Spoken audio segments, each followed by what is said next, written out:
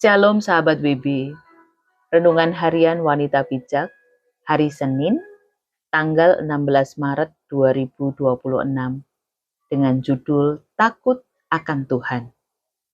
Firman Tuhan hari ini diambil dari 2 Korintus 6 ayat yang ke-11 sampai dengan ke-18, dilanjutkan 2 Korintus 7 ayat yang pertama. Sebelumnya mari kita berdoa. Bapakku yang baik, kami mengucap syukur atas semua kebaikan yang telah Engkau berikan kepada kami sampai hari ini. Berkat, rahmat, dan hikmat yang telah Engkau curahkan baru setiap hari telah kami terima. Hari ini kami mau kembali merenungkan firman-Mu. Kami minta bimbingan Roh Kudus agar kami mengerti dan dapat melakukan setiap kehendak-Mu dalam hidup kami. Di dalam nama Yesus kami berdoa. Amin. Firman Tuhan dari 2 Korintus 6 ayat yang ke-11 sampai dengan ke-18, dilanjutkan 2 Korintus 7 ayat yang pertama, menurut Alkitab Terjemahan Baru edisi yang kedua. Demikian firman Tuhan, 2 Korintus 6 ayat yang ke-11 sampai dengan ke-18, dilanjutkan 2 Korintus 7 ayat yang pertama, menurut Alkitab Terjemahan Baru edisi yang kedua. Jangan ada lagi noda kedurhakaan. Hai orang Korintus, kami telah berbicara terus terang kepada kamu. Hati kami terbuka lebar-lebar bagi kamu. Bagi kamu ada tempat yang luas dalam hati kami. Tetapi bagi kami hanya tersedia tempat yang sempit di dalam hati kamu. Karena itu sekarang, supaya timbal balik aku berkata seperti kepada anak-anakku, bukalah hati kamu selebar-lebarnya. Janganlah kamu merupakan pasangan yang tidak seimbang dengan orang-orang yang tak percaya.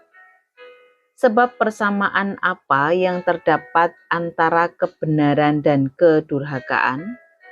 Atau bagaimana terang dapat bersatu dengan gelap? Persamaan apa yang terdapat antara Kristus dan Belial? Apa bagian bersama orang percaya dengan orang tak percaya? Apa hubungan bait Allah dengan berhala? Sebab kita adalah bait dari Allah yang hidup seperti firman Allah ini. Aku akan tinggal bersama mereka dan hidup di tengah-tengah mereka. Dan aku akan menjadi Allah mereka dan mereka akan menjadi umatku. Sebab itu keluarlah kamu dari antara mereka. Pisahkanlah dirimu dari mereka, firman Tuhan. Janganlah menyentuh apa yang najis, dan aku akan menerima kamu. Dan aku akan menjadi bapamu, dan kamu akan menjadi anak-anakku laki-laki, dan anak-anakku perempuan. Demikianlah firman Tuhan yang Maha Kuasa. Saudara-saudaraku yang terkasih, karena kita sekarang memiliki janji-janji itu, marilah kita menyucikan diri kita dari semua pencemaran jasmani dan rohani, dan dengan demikian menyempurnakan kekudusan kita dalam takut akan Allah.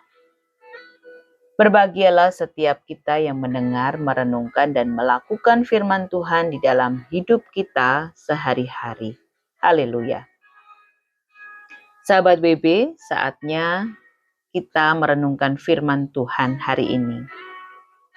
Bacalah kembali ayat firman Tuhan hari ini dengan penuh perhatian. Temukan kehendak Tuhan di dalamnya. Perhatikan ayat-ayat yang ada di 2 Korintus 6 ayat yang ke-11 sampai dengan ke-16. Kondisi seperti apakah yang digambarkan di dalam jemaat di Korintus? Dan apa perintah yang diberikan oleh Rasul Paulus kepada jemaat di Korintus yang ada dalam kehidupan yang bertentangan dengan kebenaran firman saat itu, temukan dalam ayat yang ke-17 dan ke-18.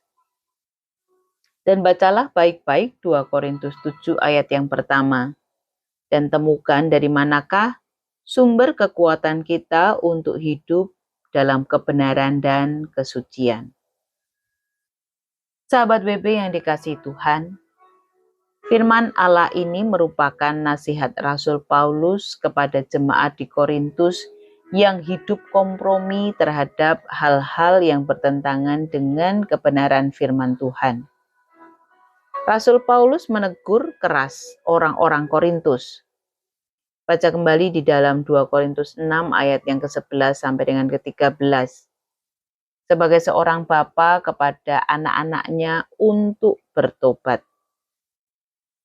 Hidup dalam kekudusan dapat dibangun melalui takut dan hormat akan Allah dengan menyucikan diri dari kecemaran jasmani maupun rohani. Kekudusan sejatinya menjadi gaya hidup orang percaya. Hanya dalam kekudusan kita berkenan kepada Allah. Apa yang menjadi fokus dan nilai hidupmu selama ini? Apakah menjaga kekudusan sudah menjadi prioritas dalam cara hidupmu? Mari kita renungkan. Adakah hidup kita mencerminkan kehidupan yang takut akan Allah? Orang percaya dipanggil untuk memisahkan diri dari dosa dan hidup takut akan Tuhan dan bertumbuh dalam kekudusan. Kekudusan hidup sehari-hari adalah proses yang perlu dilakukan terus-menerus atau santifikasi. Karena kita sudah menerima pembenaran atau justifikasi lewat penebusan Kristus.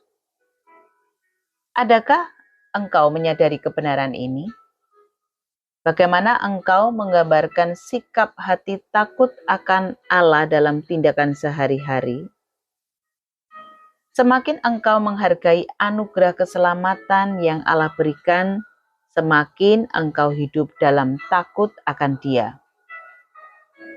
Buatlah catatan untukmu secara pribadi hal-hal yang Tuhan tegur dan ingatkan. Setelah merenungkan firman hari ini, berdoalah dan sampaikan komitmen pribadimu kepadanya.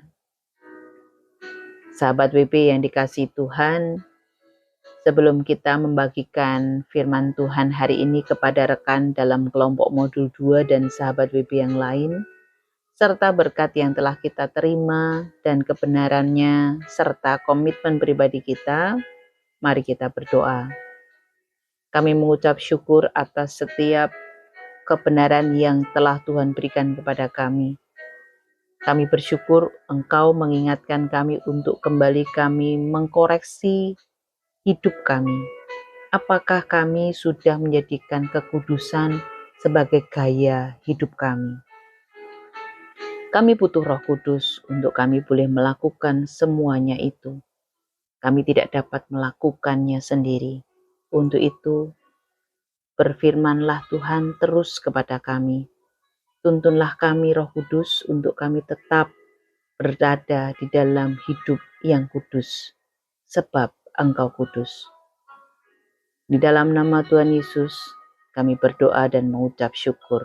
Haleluya. Amin. Semakin engkau menghargai anugerah keselamatan yang Allah berikan, semakin engkau hidup dalam takut akan Dia.